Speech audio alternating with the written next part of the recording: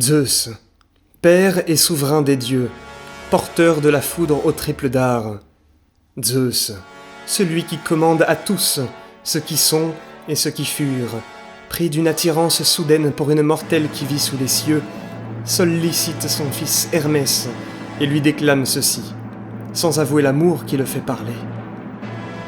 Fidèle ministre de mes commandements, ô mon fils, point de retard, descends d'ici avec ta vitesse accoutumée. Il est une contrée au levant que les habitants appellent le pays de Sidon. C'est là que tu dois aller. Sur le gazon de la montagne, au loin, tu vois paître ce troupeau royal. Emmène-le vers le rivage. Il dit, et déjà les taureaux, chassés de ce pic par divine célérité, s'acheminent, comme il l'a ordonné, vers le rivage où la fille du puissant roi de ce pays avait coutume de jouer avec ses suivantes.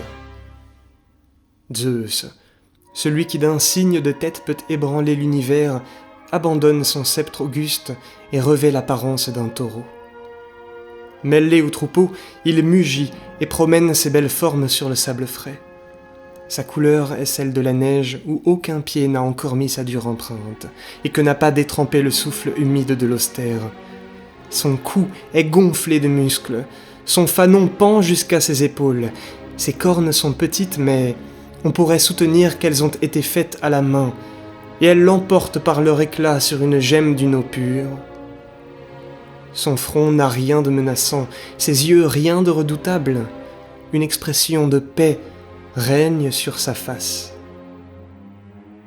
La belle créature, princesse en ce pays, s'émerveille de voir un animal si beau et qui n'a pas l'air de chercher les combats. Pourtant, malgré tant de douceur, elle craint d'abord de le toucher. Bientôt, elle s'en approche. Elle présente des fleurs à sa bouche d'une blancheur sans tache. Son amant est saisi de joie et, en attendant la volupté qu'il espère, lui baise les mains. Tantôt il folâtre, bondissant vers l'herbe verte, tantôt il couche son flanc de neige sur le sable fauve. Lorsqu'il a peu à peu dissipé la crainte de la jeune fille, il lui présente son poitrail pour qu'elle le flatte de la main, puis ses cornes pour qu'elle y enlace des guirlandes fraîches.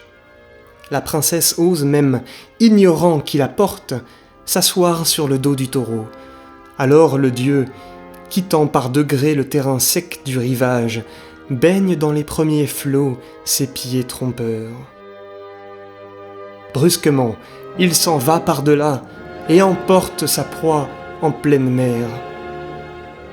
La jeune fille, effrayée, se retourne vers la plage d'où il l'a enlevée. De sa main droite, elle tient une corne. Elle a posé son autre main sur la croupe. Ses vêtements, agités d'un frisson, ondulent au gré des vents. Vers l'Occident, il l'emmène. C'est au nom de cette princesse oubliée que les hautes terres du couchant seront nommées. Vers l'Occident, il l'emmène, toujours plus vers l'Occident.